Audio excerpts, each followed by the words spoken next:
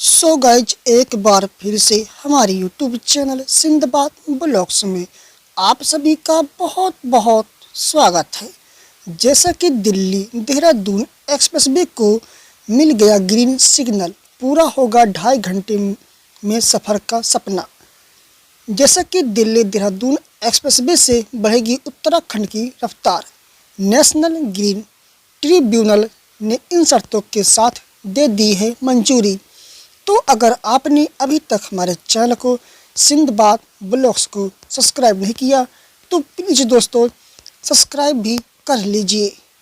Dehradun Delhi expressway बढ़ने का रास्ता अब पूरी तरह से साफ हो चुका है। देहरादून दिल्ली एक्सप्रेसवे बढ़ने के बीच में कुछ अड़चनें आ रही थी जो कि अब हट चुकी है। भारतीय वन्यजीव बोर्ड के द्वारा इस परियोजना को हरी झंडी मिलने के बाद अब राष्ट्रीय हरित अधिकरण यानी एनजीटी ने भी मंजूरी दे दी है। नेशनल ग्रीन ट्रिब्यूनल यानी एनजीटी ने उत्तराखंड की अर्थव्यवस्था को बूम देने वाले दिल्ली देहरादून एक्सप्रेसवे को मंजूरी दे दी है। हालांकि एनजीटी के कुछ शर्तों पर ही इसको मंजूरी दी है। शर्त यह है कि इस सड़क के निर्माण के दौरान पर्यावरण को नुकसान न पहुंचे और वाइल्ड लाइफ कॉरिडोर भी बाधित न हो। पिछले हफ्ते ही एनजीटी ने दिल्ली देहरादून आर्थिक गलियारा एक्सप्रेसवे के निर्माण को मंजूरी दे दी है। दिल्ली देहरादून एक्सप्रेसवे को मंजूरी देने के साथ ही एनजीटी ने कुछ शर्तें भी रखी है।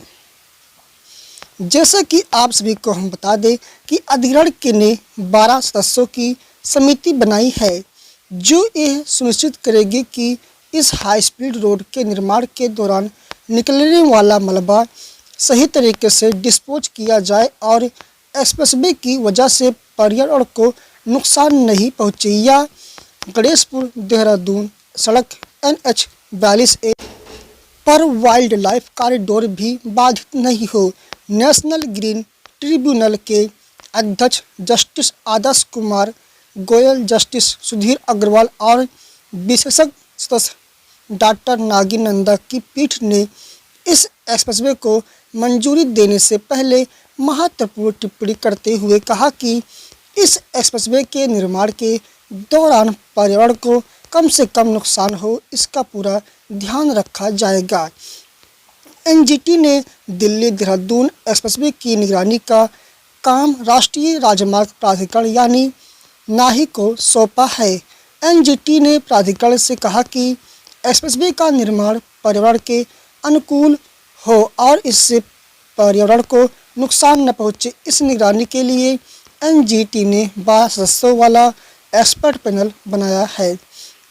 इसकी अध्यक्षता उत्तराखंड के मुख्य सचिव करेंगे। उत्तराखंड की अर्थव्यवस्था को नया आयाम देने वाला ये एक्सप्रेसवे राज्य की आर्थिक रफ्तार को बढ़ाएगा, साथ ही दिल्ली से देहरादून तक की दूरी को महज 2.5 से 3 घंटे तक समेट लेगा। आपको ये बातें बता दें कि प्रधानमंत्री नरेंद्र मोदी ने पिछले साल 4 दिसंबर को उत्तराखंड में 18,000 करोड़ रुपये से निर्माण कार्यों की शुरुआत की थी, जिसमें दिल्ली देहरादून एक्सप्रेसवे की आधारशिला रखी गई थी। देहरादून से दिल्ली कई घंटों का बोरिंग सफ़र अब इस एक्सप्रेसवे के कारण मात्र 2.5 घंटे का हो जाएगा और देहरादून से दिल्ली मात्र 2.5 घंटे में ही पहुंचा जा सकेगा। यह एक्सप्रेसवे देहरादून से सहारनपुर, शामली और बागपत होते हुए फिर दिल्ली से जुड़ेगा। देहरादून से दिल्ली तक के 180 किलोमीटर लंबा एक्सप्रेसवे बनाया जाना है और 3 महीने के अंदर इस एक्सप्रेसवे का निर्माण कार्य शुरू हो जाएगा।